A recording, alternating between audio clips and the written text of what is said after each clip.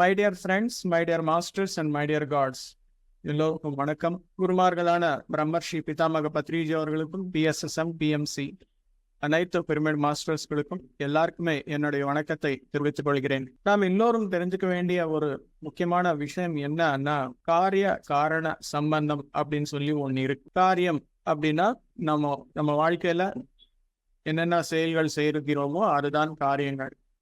காரணம் அப்படின்னா ரீசன். இந்த ரெண்டுத்துக்குமே ஒரு மிகப்பெரிய சம்பந்தம் என்பது இருக்கு. இந்த சம்பந்தம் தெரிஞ்சுக்காம நாம சூழ்நிலையை மாற்றணும் அப்படின்னா முடியாது. தலைவலி வந்திருக்கு, தலைவலி போகணும் அப்படின்னு சொல்லி முயற்சி பண்ணணும். ஆனா தலைவலி எதுக்காக வந்திருக்கு அப்படின்னு சொல்லி தெரிஞ்சுக்காமல் தலைவலியிலிருந்து எப்படி வெளியே வரணும் அப்படின்றது, அதாவது தலைவலி எப்படி குணப்படுத்திக்கணும் அப்படின்றது நம்மளுக்கு தெரியாது. எப்போ இந்த விஷயம் தெரியுமோ ஆட்டோமேட்டிக்கா நமக்கு அதற்கு பதில் என்பது கிடைக்கும். என்ன செய்தால் இந்த சூழ்நிலை மாறும் அப்படின்னு சொல்லி தெரியுது. அதுதான் தெரிஞ்சுக்கணும். அப்படின்னா நமக்கு மூன்றாம் கண் என்பது மிக முக்கியமானது. அதே போல் நாம இந்த வாழ்க்கை, அதாவது இந்த பிறவி என்பது சும்மா வரல. எதுக்காக நீங்க பிறந்திருக்கீங்க அப்படின்னு சொல்லி கேட்கும்போது, எங்க தாய் தந்தையார் மூலமா எனக்கு இந்த பிறவி என்பது கிடைச்சது அப்படின்னு சொல்லி சொல்லுவாங்க எல்லாரும். ஆனா கிடையாது. மேல உலகங்கள்ல நம்முடைய ஞான ஆற்றல் ஒரு உருவம் எடுத்துக்கிட்டால் அதுதான் நமக்கு ஒரு உடலாக மாறி நமக்கு ஒரு பிறவி என்பது கிடைக்கும். நம்முடைய அபாரமான சங்கல்பம் மேல உலகத்துல நம்ம பண்ணியிருக்கிறோம். எனக்கு வேண்டும், இங்கே நிறைய அனுபவங்கள் எனக்கு வேண்டும், கர்மா எல்லாமே கிளியர் பண்ணிக்கணும், இந்த உலக நன்மைக்காக ஏதாவது செய்யணும் அப்படின்ற மிக்க அழகான மிக்க பெரிய காரணங்களுடன் நாம சங்கல்பித்தோம்.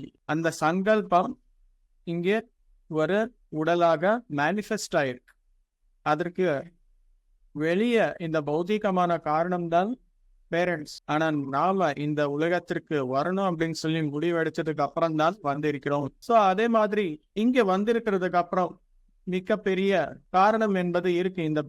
இந்த பிறவியுடன் நோக்கம் என்பது ஒண்ணு இருக்கு. அந்த நோக்கம் தெரிஞ்சுக்காமல் நாம இது மாத்தணும், அது மாத்தணும், இந்த சூழ்நிலை அந்த சூழ்நிலை வருந்திருக்கு, அவங்களும் பார்த்தா கார் வாங்கியிருக்காங்க, இவங்களுக்கு பார்த்தா வீடு கட்டிருக்காங்க, எனக்கு எதுவுமே வரல அப்படின்னு சொல்லி நாம திட்டிக்கிறோம். ஆனா உங்களுக்கு இருக்கிற சூழ்நிலை அவங்களுக்கு இல்லை. அங்கிருந்து பார்த்தா உங்களுக்கு எவ்வளவு அழகான உடல் இருக்கு, எவ்வளவு அழகான ஆரோக்கியம் இருக்கு, எனக்கு கார் இருக்கு, அவ்வளவுதான் தானே, ஆரோக்கியம் இல்லையா அப்படின்னு சொல்லி உன்னை பார்த்து அவங்க அந்த மாதிரி இருப்பார்கள். உலகமே இந்த மாதிரி இருக்கு. எதுக்காக அப்படின்னா இந்த காரியம் மற்றும் காரணம், இந்த ரெண்டு காரிய காரண சம்பந்தம் என்பது தெரிஞ்சுக்காமல் இந்த மாதிரி இருக்கிறோம். ஒரு எக்ஸாம்பிள் என்ன அப்படின்னா, நம்முடைய வாழ்க்கை, நம்முடைய பிறவி எதுக்காக இந்த மாதிரி இருக்கு அப்படின்றதுக்கு மகாபாரதத்துல ஒரு எக்ஸாம்பிள் இருக்கு. பஞ்ச பாண்டவர்கள் இருக்காங்க தானே, அவங்களுக்கு திரௌபதி என்பவர் ஒருத்தர் இருக்கிறார்கள். எல்லாரும் என்ன சொல்றாரு, திரௌபதிக்கு 5 பேர் கணவர்கள் அப்படின்னு சொல்லி சொல்லுவாங்க. என்னென்ன நினைக்கணுமோ அவங்க எல்லாமே நினைப்பாங்க. ஆனா அது திரௌபதியோட சங்கல்பம். அதுக்கு முன்னாடி பிறவியில அவங்க கேட்டிருப்பாங்க, எனக்கு ரொம்ப புத்திசாலி, ரொம்ப உயர்ந்த பலம், மிக்க பலவம் இருக்கிற மாதிரி ஒருத்தர், அந்த ஸ்வார்ட் ஃபைட்டிங் அது எல்லாமே நல்லா தெரிஞ்சிருக்கணும், ராஜநீதி தர்மம் இது எல்லாமே தெரிஞ்சுக்கணும், அந்த மாதிரி 5 குணங்கள் இருக்கும் கணவர் எனக்கு வேணும் அப்படின்னு சொல்லி கேட்டிருப்பாங்க. அந்த மாதிரி குணங்கள் ஒருத்தர்ல எங்க இருக்கும்? அதுக்காக மேலே அவங்க பிளானிங் பண்ணும்போது, நீ போற நேரத்துல அந்த மாதிரி எங்கேயுமே இல்லை, உனக்கு தேவையான கணவர் அந்த மாதிரி குணங்கள் இருக்கும், ஒரு கணவராக வருவதற்கு யாருமே ரெடியாக இல்லை. அதுக்காக இந்த 5 குணங்களும் இருக்கிற மாதிரி 5 பேர் உங்களுக்கு ஒரே இடத்துல அமைத்து கொடுக்குறோம், 5 கணவர்கள் உங்களுக்கு இருப்பாங்க அப்படின்னு சொல்லி அனுப்புவாங்க திரௌபதி. இந்த மாதிரி நம்ம மேல உலகங்கள்ல நம்முடைய சங்கல்பங்கள், காரணங்கள் எல்லாமே பார்க்கும்போது இந்த உலகத்துல நாம செய்கிறோமே செயல்கள் அது புரியுது, அது இல்லாம புரியாது. தி அன்டோல்ட் ஸ்டோரி ஆஃப் சீதா அப்படின்ற புத்தகம் நீங்க படிச்சால், சீதாயனம் அப்படின்னு சொல்லி தெலுங்கு தமிழ்ல இருக்கு. அந்த புத்தகம் நீங்க வாசிச்சால் அதுல உங்களுக்கு புரிய வரும். சூர்பனகா போனதுக்கு அப்புறம் சீதா தேவி கிட்ட பேசும் கோதாவரி நதி, அம்மா நீங்க ராவணர்கிட்ட போறீங்க, உங்களோட விருப்பப்படிதான் நீங்க போறீங்க, ரொம்ப சந்தோஷமா இருக்கு. நீங்க அங்க போனாதான் அந்த ராட்சசன் ராவணர் அவங்கள கிளீன் அப் பண்றதுக்கு, யுத்தம் பண்றதுக்கு ஸ்ரீராமர் வருவாங்க. நீங்க அங்க போகாம இருந்தால் ஸ்ரீராமர் அங்கே வரமாட்டாங்க, அந்த யுத்தம் நடக்காது, ராவணரை கொல்லி ஸ்ரீராமர் ஜெயிக்க முடியாது. உங்க விருப்பப்படி போறீங்க தானே அப்படின்னு சொல்லி கேட்பாங்க. யாரு? கோதாவரி நதி. அப்போ சீதாதேவி சொல்லுவாங்க, ஆமா, நான் என்னோட விருப்பப்படிதான் போறேன் அப்படின்னு சொல்லி. இந்த விஷயம் ராமாயணம் படிச்சாக்கா இந்த விஷயம் தெரியாது. ஆனா அன்டோல்டு ஸ்டோரி ஆஃப் சீதா என்ற புத்தகம் வாசிச்சால் அதுல இருக்கு மை டியர் மாஸ்டர்ஸ். அதுக்காக நம்முடைய வாழ்க்கையில இருக்கும் அனைத்து சூழ்நிலைகளுக்கும் காரணம் யாரு அப்படின்னா நம்முடைய விருப்பங்கள் தான். விருப்பப்படி இந்த சூழ்நிலை வேணும் அப்படின்னு சொல்லி கேட்டு கொண்டு வந்திருக்கிறோம். அந்த சூழ்நிலைகளின் மூலம் நாம எத்தனையோ விஷயங்கள் எல்லாமே கற்றுக்கொண்டு நம்முடைய ஆன்ம வளர்ச்சி என்பது இருக்கும். இங்கே இந்த நேரத்துல இந்த சூழ்நிலைகள் எல்லாமே வரும்போது நாம் என்ன ஞாபகம் பார்த்து வச்சுக்கணும் அப்படின்னா, நம்முடைய பத்ரிஜி அவர்கள் சொன்ன மாதிரி மானம் மதுரம் அவமானம் மதுரம். உங்களுக்கு யாராச்சும் ஒருத்தர் மதிப்பு கொடுத்தாங்களா, அதுவும் மதுரம். மதிப்பு கொடுக்கலையா, உங்களுக்கு அவமானம் செஞ்சிருக்காங்களா, அதுவும் மதுரம் தான் அப்படின்னு சொல்லி நினைக்கும் போது உங்களுடைய மனம், உங்களுடைய மனநிலை என்பது நல்லபடியா இருக்கும் மாஸ்டர்ஸ்.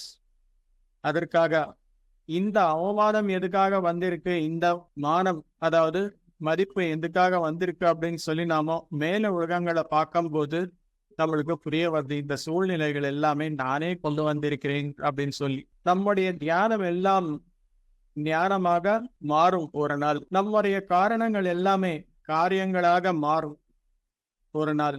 எப்படி இது மாறும் அப்படின்னா, ஒரு செடியாகட்டும், ஒரு மரமாகட்டும், அதுல ஒரு காயாக இருக்கும் போது நாம அது பயன்படுத்த மாட்டோம், அது பழமாகணும். அந்த பழம் தான் நம்மளுக்கு உபயோகம் இருக்கும், இல்லாட்டி அது நம்ம எடுத்துக்க மாட்டோம். அதே போல் நம்முடைய பாவங்கள், நம்முடைய புண்ணியங்கள் ரெண்டு காயாக இருக்கும்போது அது வெளியே வராது. சில பேர் சொல்லுவாங்க, அவங்க எல்லாமே அசையம் சாப்பிடுறாங்க, அவங்க எல்லாமே தியானம் செய்ய மாட்டாங்க, ஆனாலும் காரு பங்களா எல்லாமே இருக்கு, நல்லபடியா இருக்கு அவங்களுடைய வாழ்க்கை அப்படின்னு சொல்லி சொல்லுவாங்க. அப்படி கிடையாது மை டியர் ஃப்ரெண்ட்ஸ். அவங்களுடைய பாவம் இன்னும் காயாக இருக்கு, பழம் ஆக்கல.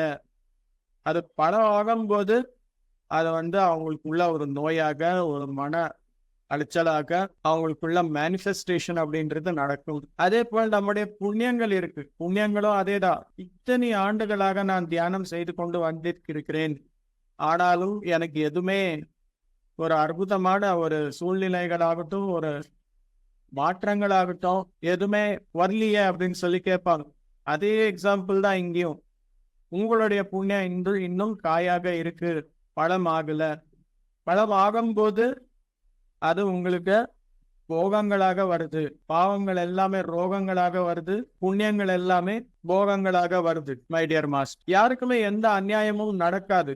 எப்படி அப்படின்னா, போன பிறவில நாம் எல்லோரும் என்னென்ன செய்து வந்து இருக்கிறோமோ அதுதான் இன்னைக்கு நமக்கு இங்கே சூழ்நிலைகள் எல்லாமே வந்து அந்த மானங்களாகட்டும், அவமானங்களாகட்டும், நோய்களாகட்டும், சந்தோஷங்களாகட்டும் நம்ம முன்னாடி இருக்கு. இன்னைக்கு எந்த வகையான சூழ்நிலைகள் இருந்தாலும் நாம தியானம் செய்து ஞானத்தை எடுத்துக்கிட்டு 4 பேர் நன்மைக்காக, இந்த உலக நன்மைக்காக ஏதாவது செய்து கொண்டு வந்திருக்கிறோம் அப்படின்னா அந்த பழங்கள் எல்லாமே, அந்த புண்ணியம் என்ற காய்கள் எல்லாமே அடுத்த பிறவிலாகட்டும் இல்லை இந்த பிறவிலேயே ஆகட்டும், அது பழங்களானதுக்கு அப்புறம் நமக்கு போகங்களாக மாதிரி, ஆரோக்கியம் மாதிரி, இந்த சமூகத்துல ஒரு மிகப்பெரிய மதிப்பாகட்டும், எப்பவுமே ஒரு ஆனந்த நிலையாகட்டும், அது எல்லாமே நாம இன்னைக்கு பண்ற இந்த புண்ணிய காரியங்கள் எல்லாமே நம்மளை காப்பாற்றும் மாஸ்டர்ஸ். மேல உலகங்களுக்கு போனதுக்கு அப்புறம் எல்லா கணக்கும், எல்லா ரெக்கார்ட்ஸுமே அங்க இருக்கும். அந்த ரெக்கார்ட்ஸ், அந்த கணக்கு பார்த்துட்டு நம்முடைய தியான ஆற்றல் எவ்வளவு ஜாஸ்தியா இருக்கோ அது மேனிஃபெஸ்ட் ஆகும்போது அந்த மாதிரி உடல், அந்த மாதிரி சூழ்நிலை, அந்த மாதிரி குடும்பம் நம்மளுக்கு கிடைக்கும். அதுக்காக மை டியர் ஃப்ரெண்ட்ஸ், நாம் எல்லாரும் மிக்க நன்றாக தினமும் தியானம் பண்ணணும். எதுக்காக அப்படின்னா, நம்முடைய இன்னைக்கு பண்ற தியானம் நாளைக்கு ஞானமாக மாறி நமக்கிட்டே வருது. ஒரு நேரத்துல நம்முடைய சங்கல்பங்கள், அதாவது காரணங்கள் இன்னைக்கு காரியங்களாக மாறுகிறது. சோ தியானம் செய்தால் ஞானம், ஞானம் பெற்றால் முக்தி அப்படின்றதுக்கு ஒரு மிகப்பெரிய எடுத்துக்காட்டாக இனியோட கிளாஸ். தினமும் தியானம் செய்யணும், 4 பேர் நன்மைக்காக ஏதாவது ஒரு சேவை செலுத்தணும்.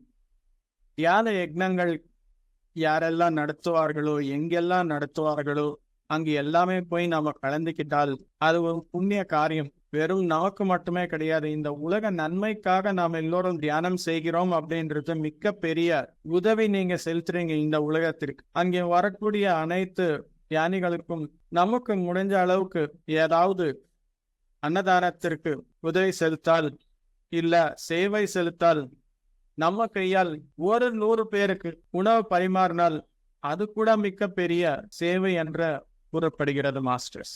அதுக்காக எல்லோரும் தியான யக்னத்திற்கு வாங்கும், அங்கே தியானம் செய்யுங்கள், உங்களால முடிஞ்ச உதவி செய்யுங்கள், உங்களால முடிஞ்ச சேவை செலுத்துங்கள். உங்களுக்கு எவ்வளவோ சொல்ல முடியாத அளவுக்கு புண்ணியம் என்பது வருது. Thank you masters.